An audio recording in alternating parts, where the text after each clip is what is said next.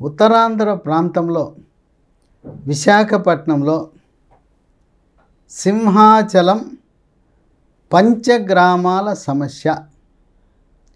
అన్ని రాజకీయ పార్టీలు ఎన్నికల ముందు మేము మీ సమస్య తీరుస్తాము, శాశ్వత పరిష్కారాన్ని మేము మీకు ఇస్తాము, మీరేం ఆందోళన చెందొద్దు, మాకు ఓటేయండి అని చెప్పి ఎన్నికల ముందు యథావిధిగా అన్ని పార్టీలు వాళ్ళకి వాగ్దానాలు ఇస్తూ ఉన్నారు. అసలు సింహాచలం పంచగ్రామాలంటే ఏంటి?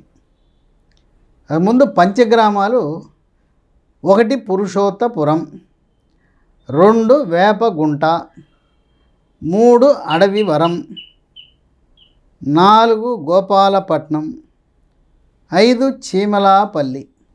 ఈ సింహాచలము పంచగ్రామాల సమస్య తరాలు మారినా తలరాతలు మారటం లేదన్నట్టుగా ఇది సుమారు 3 తరాలను వేధిస్తూ ఉంది. పూర్వాపరాల్లోకి వెళ్తే 1970లో సింహాచల దేవాలయం చుట్టూ, ఆ కొండ చుట్టూ ఉండే భూములలో ఈ 5 గ్రామాల పరిధిలో ఎక్కువగా ఇవన్నీ కూడా పెందుర్తి నియోజకవర్గానికి చెందినవి. అక్కడ పేదవాళ్ళు 400 ఎకరాల పొలంలో 12,000 మంది ఇళ్ళు నిర్మాణం చేసుకున్నారు.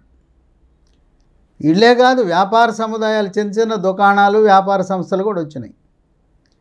ఇక దీంతోపాటు ఈ ఇళ్ళకు చుట్టుపక్కల పొలాలను చదును చేసుకుని, అటవీ భూమిని చదువు చేసుకుని జీవనోపాధికి బడుగు బలహీన వర్గాలు వ్యవసాయం చేసుకుంటున్నారు.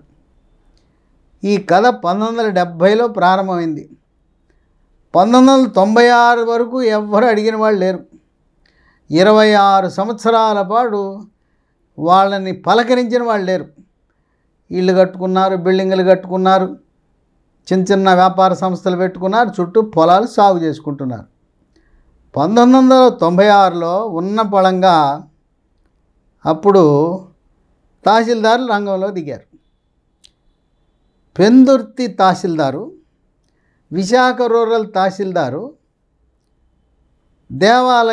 దేవాలయ అధికారులు, సింహాచల దేవాలయ అధికారులు ఈ 420 ఎకరాలు, ఈ 12,000 మంది నిర్మించుకున్న ఇవన్నీ కూడా మావి. రెవెన్యూ వాళ్ళు కూడా ఇది దేవాలయ భూములు అని చెప్పి మీరు ఖాళీ చేయండి అన్నారు. అప్పటికే 26 ఏళ్ళు నివాసం ఉన్నారే, వాళ్ళని అడిగిన వాళ్ళు లేరే. తర్వాత చక్కగా ఇల్లు కట్టుకున్నారు. ఇక 96 నుంచి వాళ్ళ మెడ మీద కత్తి వేలాడుతూనే ఉంది. వాళ్ళు ఏదైనా వస్తే ఇల్లు రిపేర్ చేసుకోవాలన్నా, ప్రహరీ గోడ నిర్మాణం చేయాలన్నా, ఇంకొక అంతస్తు నిర్మాణం చేయాలన్నా రెవెన్యూ అధికారులు, అలాగే దేవాదాయ శాఖ అధికారులు, సింహాచల దేవాలయం అధికారులు వచ్చి హడావిడి చేసి కొంతమంది కట్టుకున్న దాన్ని కూడా కూలగొట్టేశారు. మీరు యథాతథ స్థితి కొనసాగించాలి, ఈ వ్యవహారం అంతా కోర్టులో ఉంది, దేవుడి భూమిలో మీరు ఇల్లు కట్టుకుని దీన్ని మళ్ళీ ఇల్లు రిపేర్ అంటారేంటి, 1 అంతస్తు 2 అంతస్తు నిర్మాణాలు ఏంటని వాళ్ళని వేధింపులు మొదలుపెట్టారు. 96లో ప్రారంభమైన వేధింపులు వాళ్ళకి. ఇది చంద్రబాబు నాయుడు దృష్టికి వచ్చింది. కొంతమంది కోర్టును ఆశ్రయించారు. 2003లో దీనికి శాశ్వత పరిష్కారం చేయాలని చెప్పి చంద్రబాబు నాయుడు 578 జీవోని విడుదల చేశారు. ఏంటి దాంట్లో? మీరు 70% భూమి విలువను కట్టి క్రమబద్ధీకరించండి, ఆ 70% విలువని సింహాచల దేవస్థానం యొక్క అకౌంట్లో వేస్తాము అని చెప్పారు. మరి సమయం తక్కువ ఉంది, ఎన్నికల ముందు డబ్బున్న వాళ్ళందరూ కట్టేశారు, ఆ భూములు వశం చేసుకున్నారు, వాళ్ళ చేతిలోకి వెళ్ళినాయి. పేద బీద బెక్కి వాళ్ళకి డబ్బులు ఎక్కడ దొరికితే 70% కట్టాలంటే పాపం కట్టలేకపోయారు. కొంచెం ఆర్థికంగా స్థితిమంతులందరూ కట్టేశారు, వాళ్ళు స్వాధీనం అయిపోయినాయి ఇళ్ళు, భూములు. ఇక 2004లో ఎన్నికలు వచ్చినాయి. మళ్ళీ కాంగ్రెస్ వాళ్ళు వచ్చి లేనిపోయిన వాగ్దానాలు, మీరు మాకు ఓట్లు వేయండి, ఈ పంచగ్రామాల సమస్యలు మేము పరిష్కరిస్తామని చెప్పి ఉత్తుత్తి హామీలు ఇచ్చారు. వైఎస్ రాజశేఖర రెడ్డి, వచ్చిన ముఖ్యమంత్రులు రోసయ్య, కిరణ్ కుమార్ రెడ్డి ఎవ్వరు కూడా వాటిని పరిష్కారం చేయలే. మళ్ళీ 2014లో చంద్రబాబు నాయుడు ఆ హుద్హుద్ తుఫాను సందర్భంగా విశాఖపట్నం తరచూ వెళ్తుంటే ఈ పంచగ్రామాల ప్రజలు వచ్చి కలిశారు. అయ్యా, మీరే మమ్మల్ని కాపాడండి, 2003లో జీవో ఇచ్చారు, అప్పట్లో మాకు డబ్బులు లేక మేము వీటిని స్వాధీనం చేసుకోలేకపోయాం, ఏదో మార్గం మాకు చూపించండి అంటే చంద్రబాబు నాయుడు వాళ్ళకి హామీ ఇచ్చాడు. ఏ విధంగా అయితే విశాఖపట్నం నగరంలో కొండలపై ఒక 50 గజాలు 100 గజాలు ఆక్రమించుకుని పేదవాళ్ళు నిర్మాణాలు చేసుకున్నారో, ఇళ్ళు నిర్మించుకున్నారో వాళ్ళందరికీ మేము క్రమబద్ధీకరిస్తాం.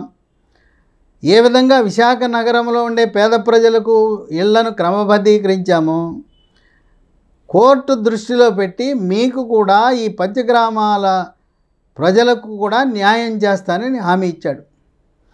ఆ హామీ మేరకు ఆయన 214, 229 జీవోలు విడుదల చేశారు. ఇక అప్పుడు ఈ 2014-19 మధ్యలో పేదవాళ్ళకి మేలు జరుగుతుందని చెప్పి వైఎస్ఆర్సీపీ నాయకులు అడ్డు తగిలి కోర్టుకు వెళ్ళి కోర్టులో ఆ జీవోలు ముందుకు సాగకుండా అమలు కాకుండా చేశారు. సరే, చంద్రబాబు నాయుడు మామూలుడు కాదు. పట్టువదల విక్రమార్కుడు ఎప్పటి వలె అనే విధంగా ఉడుంపట్టు ఆయన మాట ఇచ్చాడంటే మాట కట్టుబడి ఉంటాడు. అసలు ఆయన పేదల పక్షపాతి. విశాఖ నగరం జగన్మోహన్ రెడ్డి పోటీ చేసిన, ఆయన పార్టీ వాళ్ళు పోటీ చేసిన తెలుగుదేశం పార్టీ కంచుకోట ఎందుకైందంటే హుద్హుద్ తుఫాన్ వచ్చిన తర్వాత విశాఖ నగరం యొక్క రూపురేఖలు మార్చేశాడు. ప్రపంచంలో ఎక్కడా లేని విధంగా ఎల్ఈడి లైట్లు ఏర్పాటు చేసింది ఎవరు? చంద్రబాబు నాయుడు. అంతకుముందు విశాఖ నగరం చీకట్లో ఉండేది. ఆ విశాఖ నగరాన్ని ఒక ప్రపంచ స్థాయి నగరంగా తీర్చిదిద్ది అక్కడ వెలుగులతో పాటు అభివృద్ధి కార్యక్రమాలు చేపట్టి కొండలపై బిక్కుబిక్కుమంటూ నివసిస్తూ రాజకీయ నాయకులు, మున్సిపల్ అధికారులు, ఉడా అధికారులు వచ్చి బెదిరించేవాళ్ళు. నీకు ఇది అనధికారికంగా నువ్వు ఇల్లు కట్టుకున్నావు బెదిరిస్తే తులమో ఫలమో డబ్బులు వసూలు చేసుకుంటుండేవారు. చోటా రాజకీయ నాయకులు, ఈ అధికారులు, కింది స్థాయి అధికారులు, మున్సిపల్ అధికారులు, ఉడా అధికారులు వసూళ్ల కార్యక్రమం పెట్టేవారు ఆ పేదవాళ్ళ దగ్గర. వాళ్ళు వచ్చి హుద్హుద్ సమయంలో దాదాపు చంద్రబాబు నాయుడు హుద్హుద్ వచ్చినప్పుడు 15 రోజులు కదలకుండా అక్కడే ఉన్నాడు. రాష్ట్ర సచివాలయాన్ని అక్కడే నిర్వహించాడు.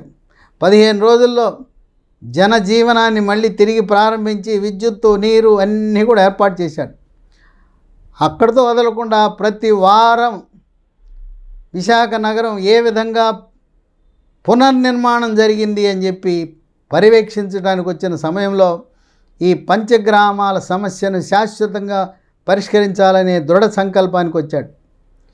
సరే, 2014-19 మధ్యలో కోర్టు అడ్డంకుల వల్ల ముందుకు సాగల. మళ్ళీ వచ్చారు కదా, ఇప్పుడు 2024 జూన్లో వచ్చిన తర్వాత ఆయనే విశాఖ ఎమ్మెల్యేలందరినీ పిలిచాడు. మనల్ని విశాఖ ప్రజలు ఆదరించారు. మొత్తం రాష్ట్రం అంతా ఓడిపోయిన విశాఖ శాసనసభ్యులందరూ గెలిచారు. ఆ పార్లమెంటు సీటు కూడా ఆ జేడీ లక్ష్మీనారాయణ ఆయన పోటీ చేయడం వల్ల భరత్ ఓడిపోయాడు. కానీ ఆ విశాఖ సీటు ఎట్టి పరిస్థితుల్లో వైఎస్ఆర్సీపీ గెలిచేది కాదు. ఆయన అనాలోచితంగా జేడీ లక్ష్మీనారాయణ పోటీ చేసి దానివల్ల వైఎస్ఆర్సీపీ గెలిచింది. లేకపోతే 2019లో ప్రస్తుత లోక్సభ సభ్యుడు భరత్ భారీ మెజార్టీతో గెలిచేవాడు. నేను చూశాను అక్కడ విశాఖ ప్రజలు భూమి ఆకాశాలు ఉన్నంత వరకు చంద్రబాబు నాయుడిని మరవరు.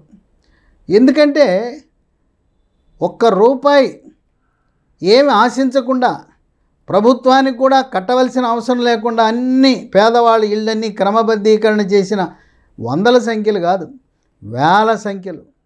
అందువల్లనే విశాఖ నగరము తెలుగుదేశం పార్టీకి కంచుకోటై జగన్మోహన్ రెడ్డి 2019లో రాష్ట్రం అంతా గెలిచినా విశాఖపట్నంలో అట్టర్ ఫ్లాప్ అయ్యాడు. ఇప్పుడు చంద్రబాబు నాయుడు ఎమ్మెల్యేలందరిని పిలిచాడు. తర్వాత అక్కడ తెలుగుదేశం పార్టీ రాష్ట్ర అధ్యక్షుడు గాజువాక శాసనసభ్యుడు పల్లా శ్రీనివాసరావుని పిలిచి, మీరందరూ వెళ్ళి ఆ సింహాచల దేవస్థానము చైర్మన్, ఆయన అనువంశిక చైర్మన్, అంటే వారసత్వంగా వారి కుటుంబం వాళ్ళే చైర్మన్గా ఉండాలి, ఆయన దగ్గరికి వెళ్ళి ఒక ప్రతిపాదన పెట్టండి అని చెప్పారు. ఏంటి ఆ ప్రతిపాదన? 420 ఎకరాల్లో నిరుపేదలు ఇళ్ళు నిర్మించుకున్నారు. దేవాలయానికి, సింహాచలం దేవాలయానికి విశాఖ నగరంలోనే విలువైన భూములు 610 ఎకరాలు. దేవస్థానం కోల్పోయింది 420 అయితే, చంద్రబాబు నాయుడు పెద్ద మనసుతో సింహాద్రి అప్పన్న పట్ల ఎంతో భక్తితో 610 ఎకరాలు ప్రభుత్వ భూమి కేటాయించడానికి సిద్ధపడ్డారు. ఈ 610 ఎకరాలు ఎంతో విలువ తెలిసినా 5,300 కోట్ల రూపాయలు. చాలా విలువైన భూమి. సాధారణంగా భూమి అంటే భూమి ఇస్తారు, ఎందుకు? పర్ర భూములు, పనికిరాని భూములు, అనాకానికి పనికిరాని భూములు. కోల్పోయిన భూమి కంటే కూడా చాలా అమూల్యమైన విలువైన భూమిని మారకం పెట్టడానికి సిద్ధపడ్డారు.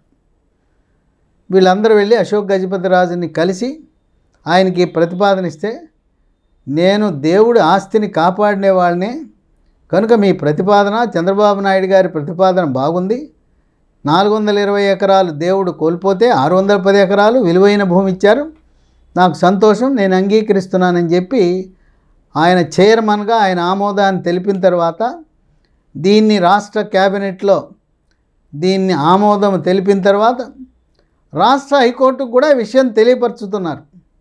ఎందుకంటే దేవాలయ భూములు ఎవరైనా లీజుకు మాత్రం తీసుకోవచ్చు, కానీ అమ్మటం కుదరదు. ప్రభుత్వ అవసరాలకు కూడా వాటి జోలికి వెళ్ళకూడదు, అన్యాక్రాంతం కాకూడదు, ఆక్రమణలకు గురి కాకూడదని సుప్రీంకోర్టు తీర్పిచ్చింది. కానీ ఇలా మారకం చేయటం, దేవుని ఆస్తి విలువను పెంచడానికి ఎటువంటి అభ్యంతరం ఏ కోర్టుకి, సుప్రీంకోర్టు, హైకోర్టు కూడా ఉండదు. ఇప్పుడు హైకోర్టు దృష్టికి తీసుకొచ్చారు. ఇక 1970లో ప్రారంభమైన ఈ పంచగ్రామాల యొక్క చరిత్ర ఈ రోజున 2025 జనవరి నాటికి సుఖాంతమైంది. ఇక ఎటువంటి అడ్డంకులు ఉండవు, ఎటువంటి కోర్టు వివాదాలు ఉండవు, ఎటువంటి రాజకీయ నాయకులు, పార్టీలు ప్రవేశించినా కూడా ఎటువంటి ఇబ్బంది ఉండదు. ఈ ఇళ్ల వరకు పరిష్కారమైంది, ఇళ్ళు మధ్యలో ఉండే వ్యాపార సముదాయాలకు పరిష్కారమైంది. ఇక దాని చుట్టూ పేద రైతులు, నిరుపేద రైతులు దేవాలయ భూములను సాగు చేసుకుంటున్నారు. ఇక దాని పరిష్కారానికి ఇంకొక దశలో పరిష్కరిద్దాం. భూమికి భూమి ఇవ్వాలి, కనుక రైతులను మనం గౌరవించాలి. తెలుగుదేశం, ఎన్డీఏ కూటమి ఎప్పుడు కూడా రైతు పక్షపాతి ప్రభుత్వం. అందువల్ల అక్కడుండే పేద రైతుల ప్రయోజనాలు కాపాడటానికి ఏ విధంగా 420 ఎకరాల బదులుగా 610 ఇచ్చామో, అక్కడ రైతులు అక్రమంగానో అనధికారికంగానో సాగు చేసుకుని బతుకుతున్నారు. వాళ్ళు ఎంత ఆక్రమించుకున్నారో అంత సమానమైన భూమిని సింహాద్రి అప్పన్నకు కేటాయించడానికి రంగం సిద్ధం చేస్తున్నారు. ఆ విధంగా సింహాచలము పంచగ్రామాల కథ సుఖాంతం అవటం అనేది ఇది ఉత్తరాంధ్ర ప్రజలకు ఊపిరి పీల్చుకునే అంశం. 3 తరాలుగా అక్కడ నివసిస్తున్న వారు ఇక ఇళ్ళు మరమ్మత్తు చేసుకోవచ్చు, ప్రహరీ గోడలు కట్టుకోవచ్చు, మరి బోల్డ్ అంతస్తుల భవనాలు నిర్మించుకోవచ్చు, వ్యాపార సముదాయాలు నిర్మించుకోవచ్చు. ఆ విధంగా ప్రభుత్వము క్రమబద్ధీకరణ చేసి లిఖితపూర్వకముగా వీరందరికీ కూడా పట్టాలిచ్చే కార్యక్రమాన్ని త్వరలో ప్రారంభించబోతుందని చెప్పి రెవెన్యూ వర్గాలు తెలియజేస్తున్నాయి. ఈ విధంగా చంద్రబాబు నాయుడు చరిత్రలో లిఖించబడతాడు. పేదల పక్షపాతి, రైతుల పక్షపాతి, మహిళల పక్షపాతి, యువకుల పక్షపాతి, నిరుద్యోగుల పక్షపాతి. ఈ విధంగా సమాజంలో పేదరిక నిర్మూలన కావాలని, ఆర్థిక అసమానతలు పోవాలని ఆయన ఎప్పటి నుంచో ఆయన జీవిత లక్ష్యంగా భావిస్తూ ఈ లక్ష్యాలను సాధించే దిశగా ఆయన పరిపాలనా సంస్కరణలు, ఆర్థిక సంస్కరణలు, పారదర్శకమైన అవినీతి పాలన అందించడానికి ఎన్డీఏ కూటమితో కలిసి అడుగులు వేస్తుండటం అనేది ఉత్తరాంధ్ర ప్రజలకు ఆనందకరమైన విషయం. అక్కడే పంచగ్రామాల ప్రజల యొక్క ఆనందానికి అవధులేవు. వారందరూ కూడా హర్షాతిరేకాలు వ్యక్తపరుస్తున్నారు.